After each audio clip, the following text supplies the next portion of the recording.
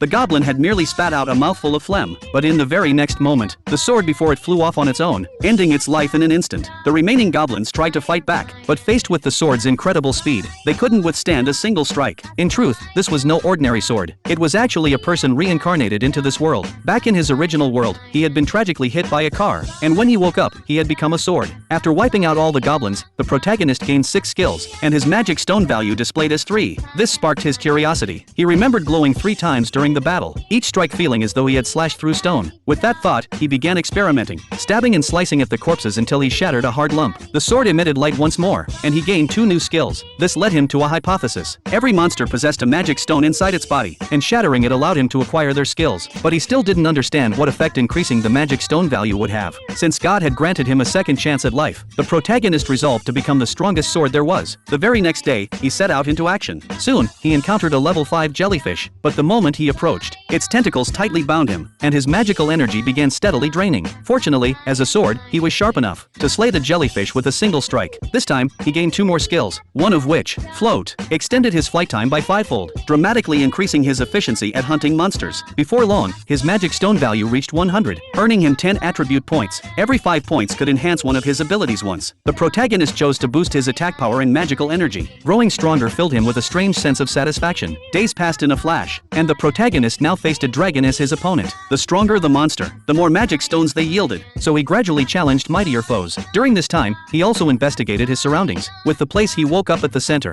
the farther out he went, the stronger the monsters became. Now, he was preparing to challenge the boss to the south, the Slime King. This was the first formidable enemy he had ever encountered. Using his appraisal skill to identify the enemy's weakness, the protagonist engaged in a fierce battle with the Slime King. Though he successfully defeated his foe, he was left rusted and corroded by its acidic slime. Luckily, upon the Slime King's death, he acquired a regeneration skill, and so, through constant challenges, the protagonist grew stronger, until he had cleared every boss in the area. Only then did he venture beyond the starting region. Since flying consumed too much stamina, he landed to rest for a while, but to his surprise, he found himself completely unable to lift off from the ground. Gradually, he gave up struggling. He knew someone would have to pull him out. His requirements weren't high, just a beautiful girl would do. He'd even be willing to call her his master. 10 days later, his requirement changed to just being human. A month later, even if it was a goblin, he'd accept it. But no matter how much he lowered his standards, the surroundings remained eerily quiet.